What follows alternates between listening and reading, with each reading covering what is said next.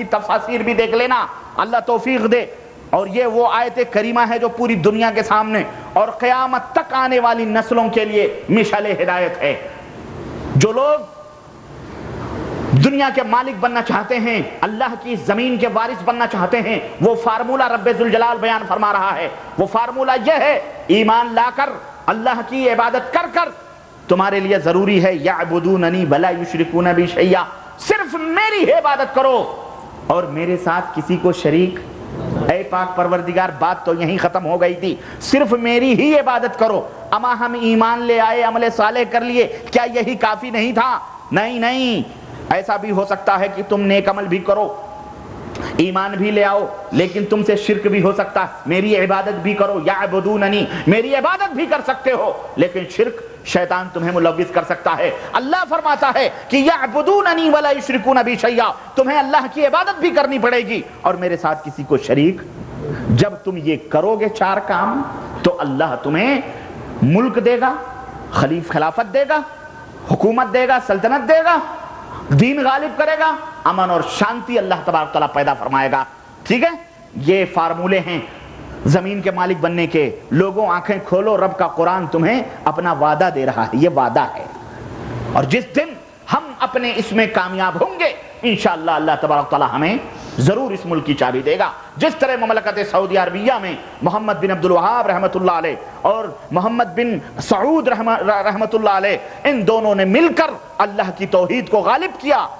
اللہ کے دین کو اس کے اوپر مقرر کیا، قرآن و سنت کے نفاذ کو انہوں نے عزم اور حوصلہ اور ارادہ کیا، تو اللہ نے اس ملک کی چابی ان کے ہاتھوں میں دے دی۔ امن بھی ہے، دین بھی ہے، قرآن بھی ہے، سنت بھی ہے، سکون بھی ہے، ملک کی چابی بھی ہے۔ آج 100 150 125 برس ہو رہے ہیں، اللہ کے فضل و کرم سے توحید و سنت کے جھنڈے پھہرا بھی رہے ہیں، اور یہ ملک اور حکومت بھی انہی کے قبضے میں ہے، اور امن و سکون بھی قائم و دائم ہے۔ یاد رکھو اور سنو، اس طرح دنیاوی خوشخبریاں اللہ نے اپنے نبیوں کے ذریعے دی ہیں، اور یہ نبی جو آتے تھے خوشخبریاں سناتے تھے، اسی طرح دنیاوی عذاب کی بھی،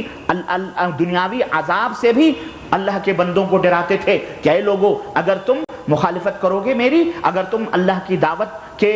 سے منہ موڑو گے تو یاد رکھو اللہ رب العزت ارشاد فرمایا وَمَنْ أَعْرَضَ عَنْ ذِكْرِي فَإِنَّ لَهُ مَعِيشَةً ضَنْكَ وَنَحْشُرُهُ يَوْمَ الْقِيَامَةِ أَعْمَى، کہ اللہ فرماتا ہے کہ جو میرے ذکر سے اعراض کرے گا، میرے احکام اور میری تعلیمات سے منہ موڑے گا، اللہ فرماتا ہے ہم اس کی زندگی اس کے لیے تنگ کر دیں گے۔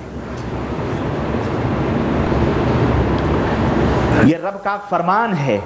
یہ کسی مولوی واعظ خطیب کی باتیں نہیں ہیں، میں بالکل خلاصہ نچوڑ قرآن اور حدیث کی لے کر کے آیا ہوں، اور وہی باتیں آیتیں پڑھ پڑھ کر کے میں بتلا رہا ہوں، اس کے سوا میں اپنی طرف سے کچھ نہیں بک رہا ہوں، نہ کہہ رہا ہوں۔ اللہ فرماتا وَمَنْ أَعْرَضَ عَنْ ذِكْرِي فَإِنَّ لَهُ مَعِيشَةً ضَنْكَ وَنَحْشُرُهُ يَوْمَ الْقِيَامَةِ أَعْمَى، جو میرے ذکر سے، میری تعلیمات سے منہ موڑے گا، میں اس کی زندگی تنگ کر دوں گا، اور آخرت میں ہم قیامت کے دن اس کو اندھا بنا کر کے اٹھائیں گے، اندھا بنا کر کے اٹھائیں گے۔ اور اسی طرح سورہ طٰہٰ آیت نمبر 124 اور سورہ فصلت آیت نمبر 83 میں اللہ وحدہ لا شریک نے ارشاد فرمایا فَإِنْ أَعْرَضُوا فَقُلْ أَنذَرْتُكُمْ صَاعِقَةً مِثْلَ صَاعِقَةِ عَادَ وَثَمُودَ،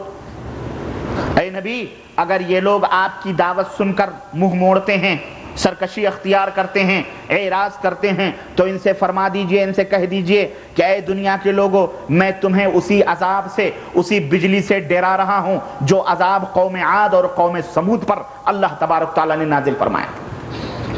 جس طرح قوم سمود اور قوم عاد کی بستیاں برباد کر دی گئی تھیں، اور بجلی کی کڑک نے ان کے کان کے پردے پھاڑ دیے تھے، اور ان طاقت و قوت میں فخر کرنے والے لوگوں کو بالکل کھجور کے جھاڑ کی طرح زمین کے اوپر ڈال دیے تھے، اور وہ مردہ پڑے ہوئے تھے، میں اسی طرح جس طرح ان کے اوپر عذاب آیا تھا اس عذاب سے میں تمہیں ڈرا رہا ہوں، اور تمہیں متنبہ کر رہا ہوں کہ تم اللہ کی تعلیمات سے منہ موڑو گے تو اسی قسم کا عذاب تمہارے اوپر بھی آئے گا۔ تو اسی طرح سے دنیاوی عذاب سے ڈراتے تھے، اور اسی طرح آخرت کی نعمتوں سے خوشخبریاں سناتے تھے کہ آخرت میں اللہ تبارک تعالیٰ نے کیا نعمتیں دی ہیں، اور نافرمانی کرو گے تو آخرت میں تمہارا کیا حشر ہونے والا ہے۔ اللہ رب العزت نے ارشاد فرمایا من یطع اللہ ورسولہ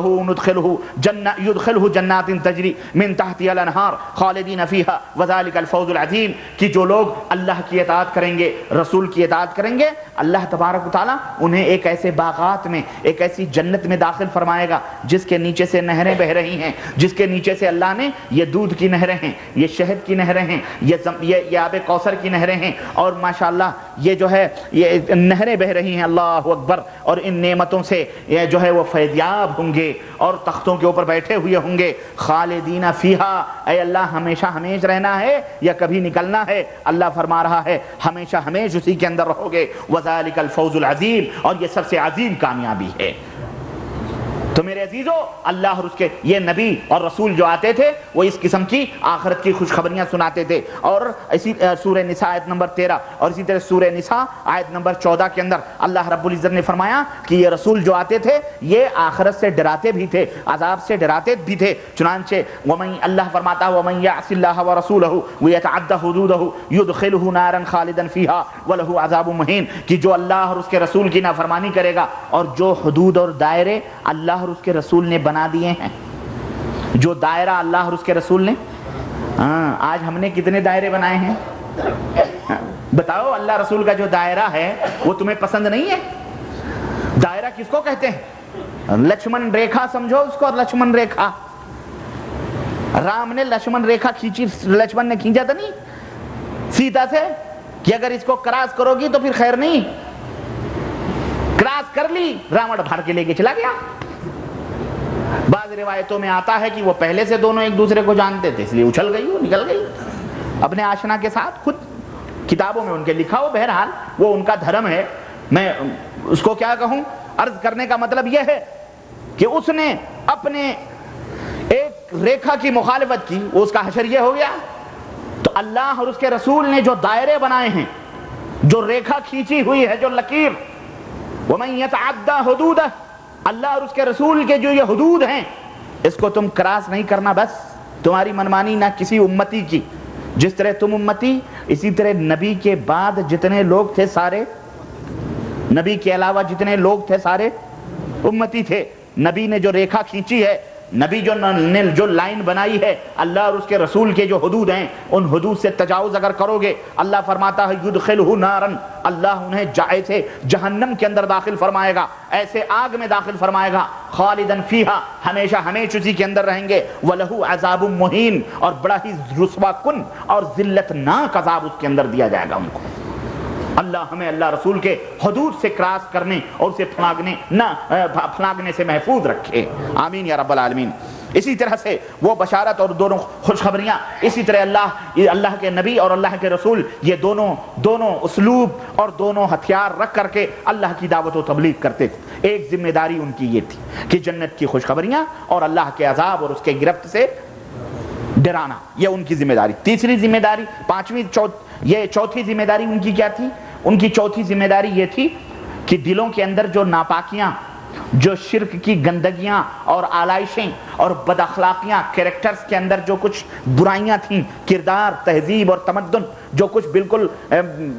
برباد ہو چکا تھا، بالکل خراب ہو چکا تھا،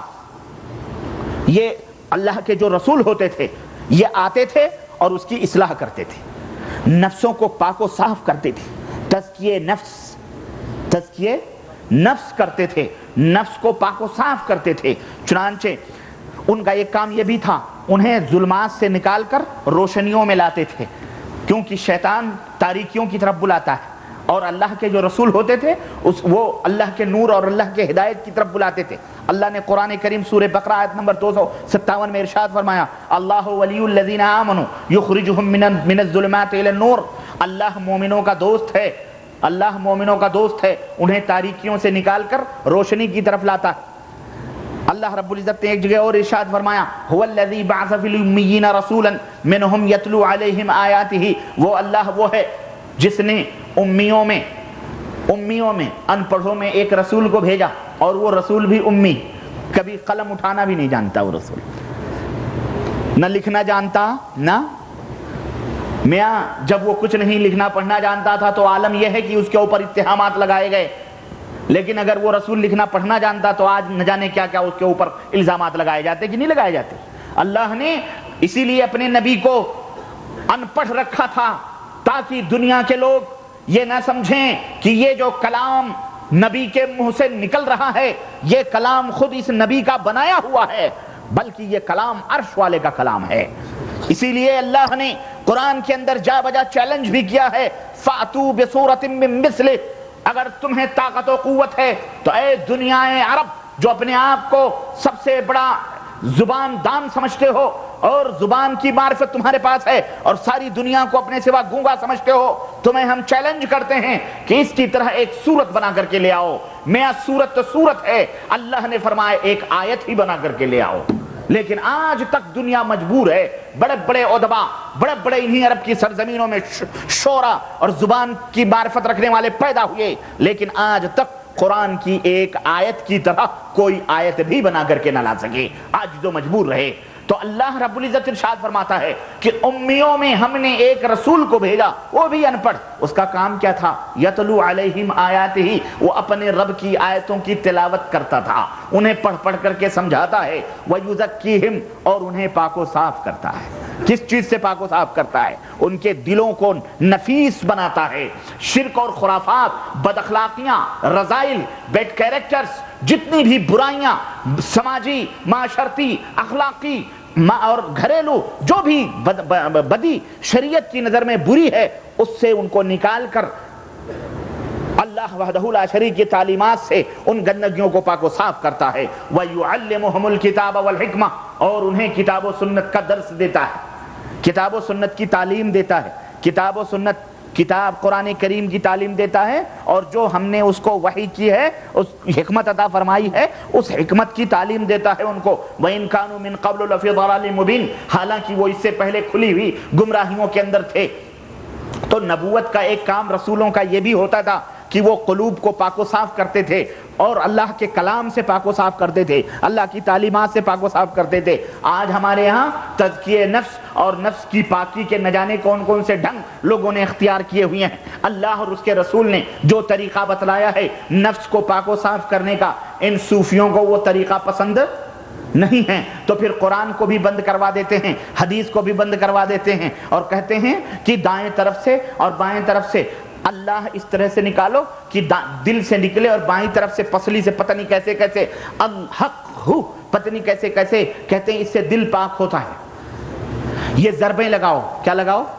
ضربیں لگاؤ، حق ہو اللہ ہو، حق ہو اللہ ہو۔ ہمارا ایک پیر تھا، وہ کیسے ضربیں مغرب بعد بیٹھتا ٹوپی وپی اتار کر کے، تو وہ کہتا تھا لا الہ الا اللہ الا اللہ، اتنی زور زور سے نکلتی تھی میں تو نہیں کہہ سکتا، اور آخر میں کہتا تھا محمد الرسول اللہ۔ یہ ضربیں ہمارے اس دور کے ایک شیخ الحدیث ہیں صحت کے، اپنی لال پیلی کتاب میں انہوں نے لکھی ہے، نام نہیں لوں گا، کہ پہلے زمانے کے جو صحابہ تھے ان کے دل بڑے صاف ستھرا تھے، اس لیے ضربیں لگانے کی ضرورت نہیں پڑی، آج اس کی ضرورت ہے تاکہ دل پاک و صاف ہو، ضرب لگاؤ۔ یہ ضربیں لگا کے نفس پاک کرتے ہیں، یہ نفس پاک نہیں کرتے، یہ گندا کر رہے ہیں، گندا، یہ گندے لوگ ہیں، یہ میلے کچیلے لوگ ہیں۔ بھلا بتاؤ اللہ اور اس کے رسول کی بھی تعلیم سے کسی کی تعلیم صاف ستھرا ہو سکتی؟ میاں اگر یہ تعلیم سچی ہے فَأْتُوا بُرْهَانَكُمْ إِن كُنتُمْ صَادِقِينَ، اگر تم سچے ہو اللہ اور اس کے رسول سے کوئی اس طرح کا طریقہ ہمیں بتلا دو، ہے کہ نہیں؟ دریا کے کنارے جا کے بیٹھ جاؤ، ایک ٹانگ کے اوپر قرآن پڑھ ڈالو، یہ عبادت کا طریقہ؟ استغفر اللہ استغفر اللہ۔ یہ لوگوں نے 70 نصاب، 70 ہزار دفعہ، کہتے ہیں شاہ ولی اللہ کے ابا تھے ایک سانس میں پتہ نہیں 3000 یا 4000 اللہ کی رٹ لگاتے تھے،